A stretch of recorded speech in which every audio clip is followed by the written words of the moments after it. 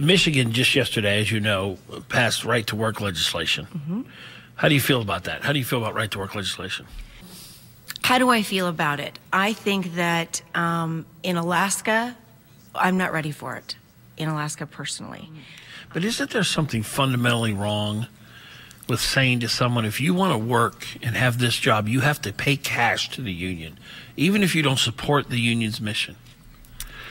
I think it's a tough issue. I mean, I really do. I think that it's something that we're going to struggle with, and I do think Alaska is a young state, and we may end up facing this. I mean, this may be one of those bills that you do see coming back up again. Would you support it if it did? Not yet. No, I would not support it right now. I do not feel it has risen to that level. So if you're asking me right now, I would say no. When you say risen to that level, it's either wrong to force someone to join an organization they don't want to join, or it's not. Do you think it's wrong to force someone to join a union? Or to give money to a union, I say. You don't have to join. You just have to give them part of your cash. I have a concern about making a right-to-work state from the other standpoint, which is prohibiting the collective bargaining part of it. And well, so a right-to-work legislation doesn't prohibit collective bargaining.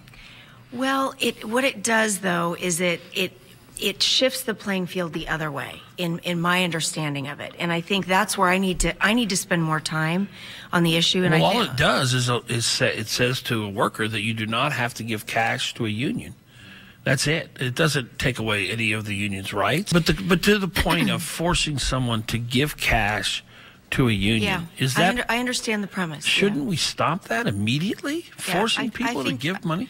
I see the point. I mean, right. When Mark Begichs negotiated his contract with the IBEW, of course, IBEW, a heavy supporter of Mr. Begichs, he put in the contract that if you, as a electrical worker, want to do work for the city, you have to go down to IBEW headquarters and you got to cut them a check just to do the job.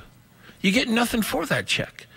And really, you look at it, you say, well, why am I having to give this organization a check? Well, because this organization is politically connected. They had a cozy relationship with Mr. Begichs. And so now Mr. Begichs used the force of government to force an individual to pay this politically connected organization cash just to be able to work. It's the most un-American thing I've ever heard of. And I don't understand why there's not more outrage and there's not more, we need to do something about that. It's just so anti-freedom. Right. And I do see that side of it. And so let me say that. You're asking me about right to work legislation. Do I think that we need to have a wholesale change in the state of Alaska? I have not felt a need yet to vote for or to be a part of a bill that would change the way we do it here yet. Do I think that it's wrong to say you have to give to a union?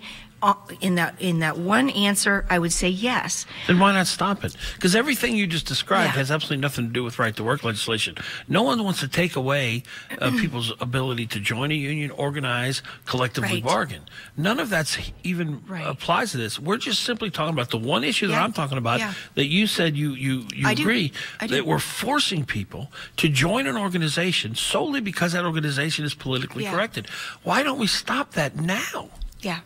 I think that if I could, like I say, study it and understand. But there's nothing really to study. That part could be removed and still enable unions to have a role and a place out there. Well, how would it prohibit unions from having a role and a place? By stop forcing people to give them cash. Yeah, I just need to understand more about it. What do you need to understand? My understanding is that the integrity of the system and how they bring people together in terms of organizing unions and how they bring people together, it can be at stake. And I don't completely know how that is organized. Well, it would make unions compete. Yeah. Just like everyone else has to compete. Yeah. In the marketplace of ideas. Exactly. And maybe it has come time for that. If the union model is so glorious and wonderful, how is it they have to use the full force of government to make people join them? Yeah. It's just so un-American. Yeah. But you don't want to change it. Well, I mean, is there a bill that you're proposing? Well, you said you wouldn't support right-to-work legislation. If there was a bill today that said simply, very, very narrowly, union, you cannot be forced to give money to a union to have a job. Would you support that bill? Yeah, I don't want to answer hypothetical. I don't know of a bill. I'd have to look at it to see again. Well, I just described it. Yeah, I mean, there You are wouldn't lots support of that. bills, Dan. I mean, first of No, all, but I'm asking that bill. You wouldn't support a bill like that would narrowly say you cannot force someone to give cash to a union just to have a job. I'm not going to be set up in a question like that in the sense that I don't know. I've already explained to you that it's too complicated for me. But it's not complicated. It is. It's a yes or no answer. It's a very complicated issue.